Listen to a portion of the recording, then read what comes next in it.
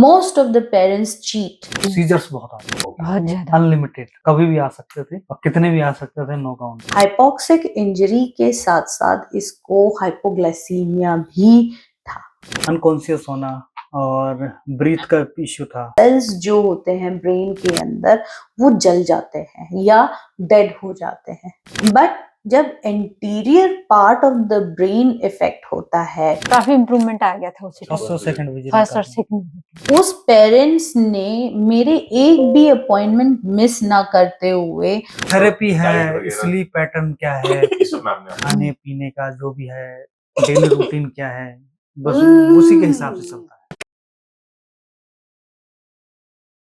मेरा नाम विजय है और वाइफ का नाम पूजा, बच्चे का नाम है शिवांश चौहान। ये है 5.5 years। We are belong from Chamoli Uttarakhand. तो कॉम्प्लिकेशन उसके 3rd डे से थे और नॉट सीजर्स, कॉम्प्लिकेशंस थे। अनकॉन्शियस होना और ब्रीथ का इश्यू था। फिर ये उसके बाद हॉस्पिटलाइज हुआ है, एनआईसीयू में रहा 4 days और 7 days कंप्लीट। वहां से फिर डिस्चार्ज हुआ। फिर डिस्चार्ज में नॉर्मल था। 6th month after birth of 6th month जो मेजर कॉम्प्लिकेशन थे वो शुरू, सीजर्स, हेड ड्रॉप और अनयूजुअल मूवमेंट था। आई खाया, पहले हमने फिजिशियन को दिखाया, ये न्यूरोलॉजिकल इश्यूज है, इसको सीजर्स आ रहे हैं, ईईजी करवाया उन्होंने, फर्क नहीं पड़ा। फिर उन्होंने डायग्नोस कर लिया कि हाँ ये वेस्ट सिंड्रोम है, डेवलपमेंट डिले, उसी के रीजन की वजह से सीजर्स हैं।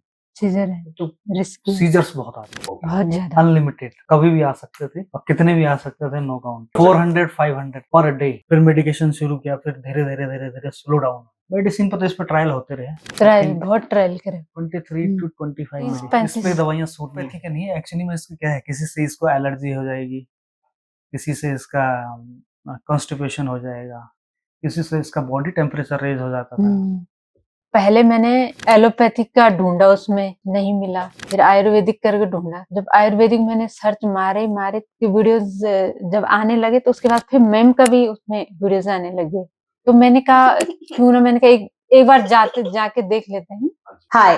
So we're discussing the case of Shivansh. तो Shivansh was only 3 years and 4 months और ये भी एक बच्चा बड़ा हो गया था जिन्होंने बहुत सारी ट्रीटमेंट्स पूरे इंडिया के अंदर जहाँ पे भी हो सकता था उस बच्चे को लेके इनके पेरेंट्स ने बहुत ही डेडिकेशन दिया है। और जो शिवांश की एमआरआई लेके आए थे उसके अंदर जो शिवांश के ब्रेन का है प्रॉब्लम था, शुरू जो हुआ था एचआई से हुआ था, विच इज हाइपोक्सिक इंजरी। अब हाइपोक्सिक इंजरी के साथ साथ इसको हाइपोग्लाइसीमिया भी था, ठीक है, और एट्रोफी भी थी।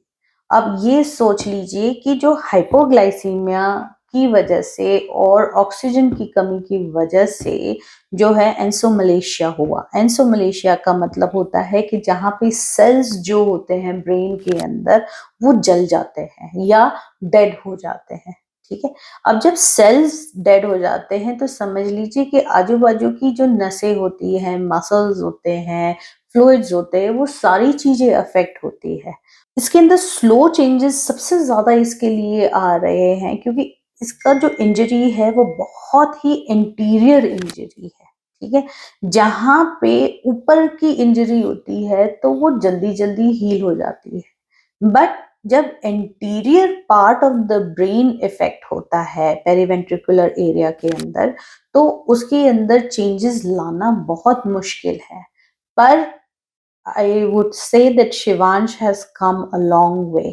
और ये सारी चीजें हम लोग एक वन बाय वन जो है बात करेंगे, पर इसको समझना बहुत जरूरी है कि ऐसी इंजरी आपके बच्चे के अंदर भी आ सकती है, ठीक है। एक है कि जहाँ पे ऑक्सीजन और ग्लूकोज, ये दोनों चीजें जब ब्रेन के अंदर इनएडिक्वेट होती है, इनएडिक्वेट का मतलब कम होती है, तो सब इंजरीज आना शुरू होता है। क्योंकि इसका प्री नेटल था, प्री नेटल मतलब जब वो मदर के वूम में था तब से इसकी इंजरी हुई है। तो कहीं ना कहीं ऑक्सीजन लेवल्स और शुगर लेवल इसके डाउन हो गए, जिसकी वजह से हाइपोग्लाइसीमिया हुआ। और हाइपोग्लाइसीमिया और एट्रोफी, ये सारे एरियाज के अंदर जब हम काम करते हैं तब जाके इस बच्चे के अंदर बैलेंस आया है। जो वो बार-बार इनवॉलंटरी मूवमेंट्स करता था, वो बैठ नहीं पाता था, उसको बहुत सारे अलग-अलग बीमारीज़ जो कहेंगे कि हाँ, जहाँ पे इम्यूनिटी स्ट्रॉन्ग नहीं है, एक जगह बैठ नहीं पाता था, इरिटेट बहुत जल्दी हो जाता था, खड़ा नहीं हो पाता था, डज़ नॉट कोई टाइप की हम कहेंगे कि ग्लोबल डेवलपमेंटल डिले तो होता ही होता है।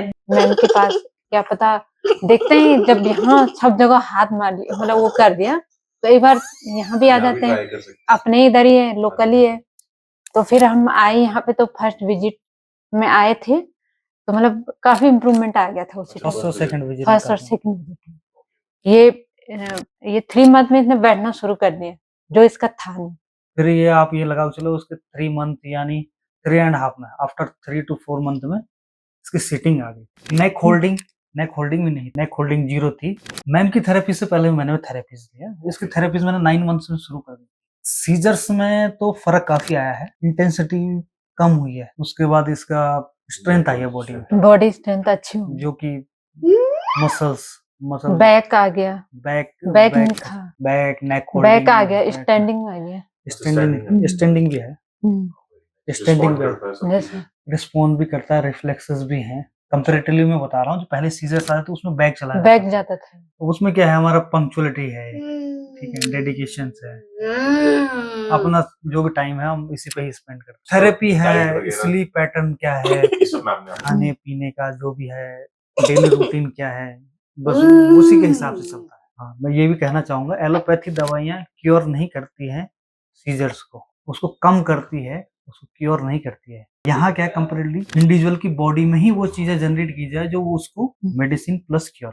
तो उस पेरेंट्स ने मेरे एक भी अपॉइंटमेंट मिस ना करते हुए उस बच्चे को 100% जो है थेरेपीज उन्होंने दी है, डाइट उन्होंने दिया है, जो भी मैंने उनको जो भी एक्सरसाइज दी, जो भी उनको मैंने काउंसलिंग करी, उन्होंने 100% इसको फॉलो किया है। खास करके पेरेंट्स ऑलवेज ड्रॉप जहाँ पे उनको मेहनत करनी होती है, जहाँ पे उनको रेगुलेशन करना होता है, अपने हैबिट्स का स्ट्रक्चर बनानी होती है, वहाँ पे उनकी डिसिप्लिन नहीं काम करती है, या तो फिर वो डिसिप्लिन में रहते नहीं है, और जिसकी वजह से पेरेंट्स जो है वो रिजल्ट देख नहीं पाते हैं।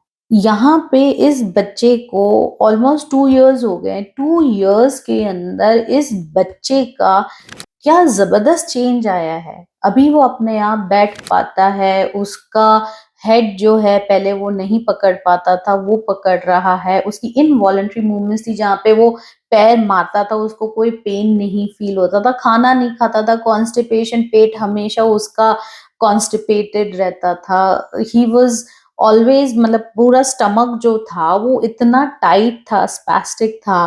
फिर धीरे-धीरे जो within this 2 years that child has evolved so much. अब उसको समझ आ रही है कि उसके बारे में बात हो रही है, वो खड़ा रह रहा है, वॉकिंग कर रहा है। जिस बच्चे का 75% ऑफ द ब्रेन जो इंजर्ड था, आज वो रिकवर कर रहा है विदिन जस्ट 2 इयर्स।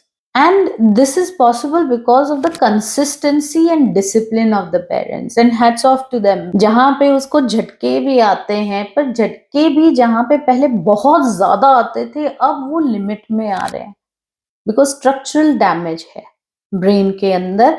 तो जब हम लोग इसकी बात करते हैं तो हमेशा ये बात रखिए कि जितना हम बॉडी को, अपने बच्चे को सही ट्रीटमेंट की तरफ ले जाएंगे, पर सही ट्रीटमेंट के साथ साथ पेरेंट्स का डिसिप्लिन और स्ट्रक्चर में होना ये बहुत जरूरी है। और ज्यादातर diet, most of the parents cheat with the diet. Most of the parents think हाँ अगर इसका खिलाने से क्या हो जाएगा। अरे अगर आप सही खिलाओगे तो आज ये बच्चा जो कुछ भी नहीं कर पाता था वो वॉक कर रहा है, and this could be your child if you follow through the right guidance.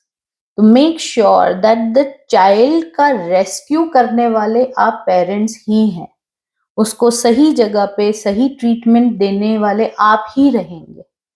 So make sure कि जो आपने ड्रीम देखी है अपने बच्चे के लिए, उधर तक पहुंचाने का काम भी आपका है। So you will need discipline, you will need structure, You will need a good counselor, good advisor, and I wish you all the best. Thank you. तो मैं ये करना चाहूँगा कि आप नेचुरल की तरफ आइए। यहाँ पे ये है कि मैडम का कहना है कि यहाँ पे जो भी आए हैं, वो डाइट और थेरेपी से थेरेपी। उन चीज़ों में उनको इम्प्रूवमेंट मिला। तो आप आइए, विज़िट करिए, एक बार एक्सपीरियंस लीजिए।